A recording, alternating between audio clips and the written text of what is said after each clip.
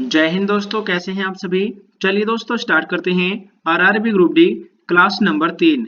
चलिए देखते हैं दोस्तों, जैसा कि आपने थंबनेल पर देख रखा है, इसमें जीके जीएस और दोस्तों साइंस के क्वेश्चन यानी कि हर एक क्वेश्चन प्रीवियस ईयर है और नए क्वेश्चन भी हैं। सभी क्वेश्चन मोस्ट इंपोर्टेंट क्वेश्चन हैं।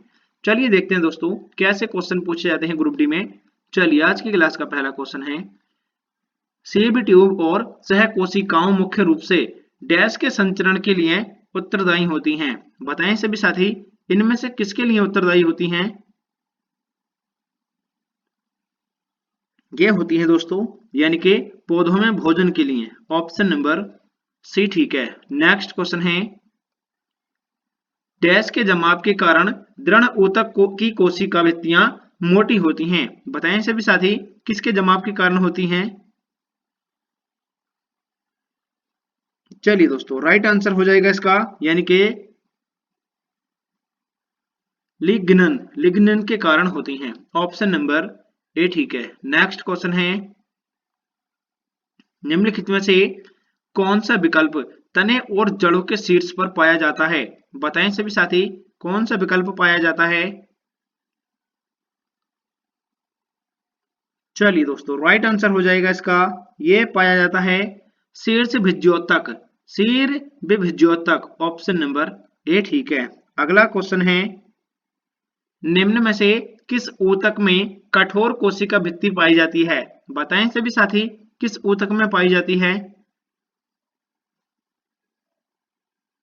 यह पाई जाती है दोस्तों यानी कि एक्लेरेनकाइमा में। ऑप्शन नंबर सी ठीक है। अगला क्वेश्चन है, डैश के कारण डैश के कारण स्क्लेरेनकाइमा कोशिकाओं की दीवार मोटी होती है। बताएं दोस्तों, इनमें से किसके कारण होती है। चलिए दोस्तों अभी बताया था लिग्निन के कारण होती है, लिग्निन के कारण होती है। ऑप्शन नंबर वी ठीक है। चलिए नेक्स्ट क्वेश्चन है, चलिए निम्नलिखित में से कौन सा सरल स्थायी ऊतक नहीं है। बताएं सभी साथी, कौन सा नहीं है। चलिए दोस्तों राइट आंसर हो जाएगा इसका जाइलम। ऑप्शन नंबर वी ठीक है, जाइलम। नेक्स्ट क्वेश्चन है, निम्नलिखित में से कौन सा एक सरल स्थायी ऊतक नहीं है। अभी बताया था, फिर से रिपीट क्वेश्चन है। चलिए नेक्स्ट क्वेश्चन है, निम्नलिखित में से कौन सा ऊतक मुख्य रूप से मृत कोशिकाओं से बना है। बताएं दोस्तों, कौन सा ऊतक बना है। चलिए दोस्तों राइट आंसर है इसका ऑप्शन नंबर यानी कि xylem. Option number xylem. Next question है, निम्नलिखित में से कौन से ऊतक अंतरकोशिकीय क्षेत्र बड़ा होता है। बताएं सभी साथी, कौन सा होता है। चलिए दोस्तों राइट आंसर हो जाएगा इसका यानी कि किस ऊतक का अंतरकोशीय क्षेत्र बड़ा होता है। पैरेनकाइमा का होता है। ऑप्शन नंबर ए ठीक है, पैरेनकाइमा। नेक्स्ट क्वेश्चन है, यहाँ पर हर एक क्वेश्चन आपको मोस्ट इंपोर्टेंट क्वेश्चन ही कराया जाता है, क्लास को स्किप नहीं करना है, ठीक है। चलिए, डैश ऊतक एकमात्र पादप ऊतक है जो कोशिका विभाजन द्वारा नई कोशिकाओं का उत्पादन करता है। तो कौन सा है दोस्तों। चलिए दोस्तों राइट आंसर है इसका यानी कि विभ्योजक या मेरिस्टेमेटिक। ऑप्शन नंबर सी ठीक है। चलिए अगला क्वेश्चन है, पौधों के तनों में छल्लों के रूप में पाई जाने वाली आकृति जो उनकी वृद्धि में सहायक होती है, निम्न में से कौन से ऊतक पाए जाते हैं। बताएं सभी साथी, कौन से ऊतक पाए जाते हैं।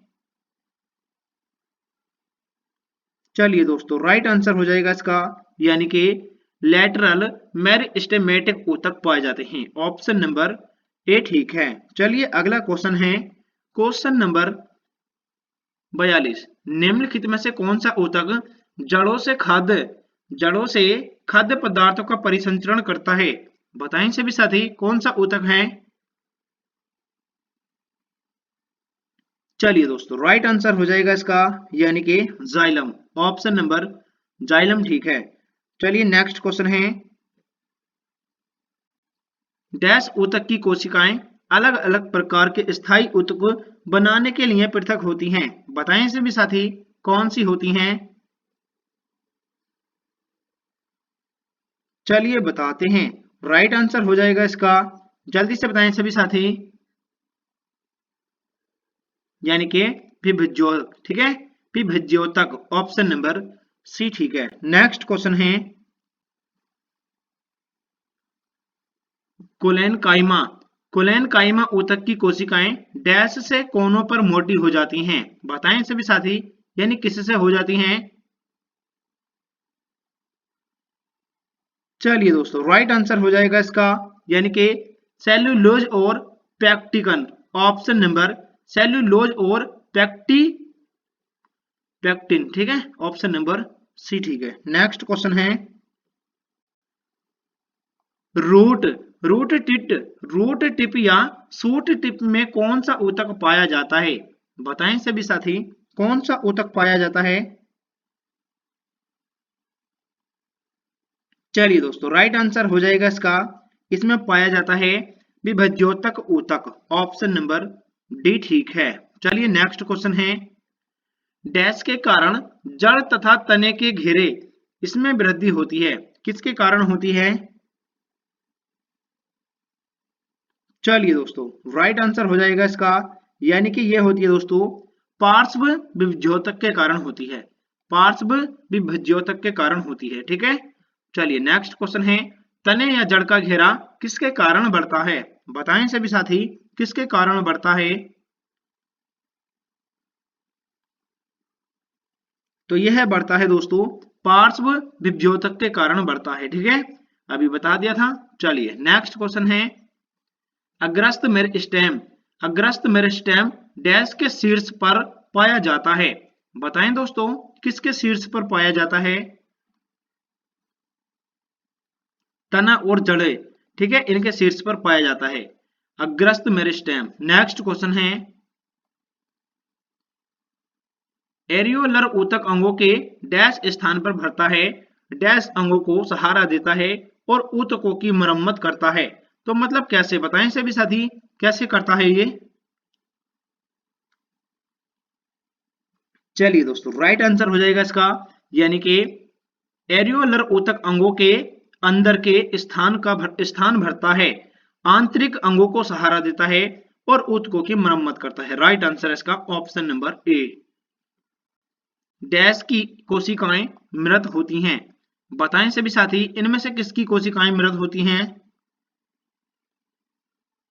तो ये होती हैं दृढ़ ऊतक की कोशिकाएं मृत होती हैं। नेक्स्ट क्वेश्चन है वनस्पति ऊतक डैश का परिपक्व का पर जीवित प्रोटोजमा धारण नहीं करता। बताएं दोस्तों, कौन सा नहीं करता है?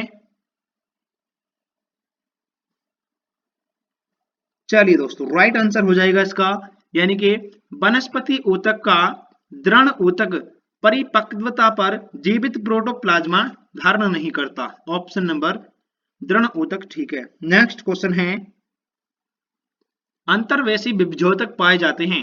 बताएं सभी साथी, किसमें पाए जाते हैं? चलिए दोस्तों, राइट आंसर हो जाएगा इसका, ये पत्तियों के तल में पाए जाते हैं, पत्तियों के तल में पाए जाते हैं। मेरिस्टेमेटिक ऊतक एक विशेष भूमिका निभाते हैं और अपनी विभाजित करने की क्षमता को त्याग देते हैं और तब डैश बनाते हैं। बताएं सभी साथी, क्या बनाते हैं यह?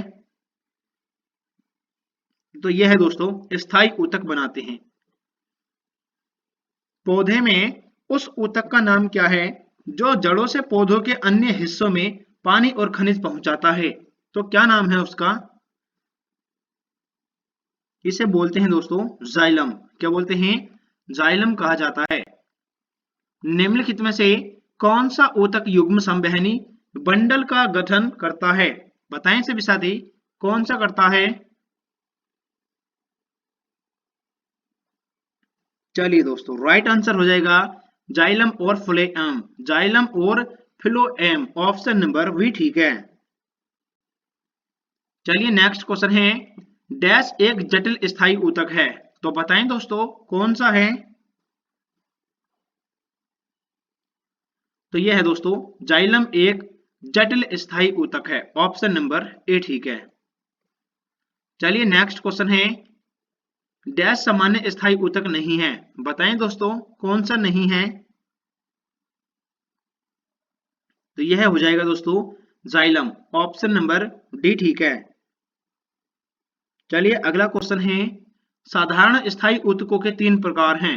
बताएं सभी साथी कौन कौन से हैं। चलिए दोस्तों राइट आंसर है इसका यानी कि पेरेनकाइमा, कोलेनकाइमा और स्क्लेरेनकाइमा। ऑप्शन नंबर सी ठीक है। नेक्स्ट क्वेश्चन है,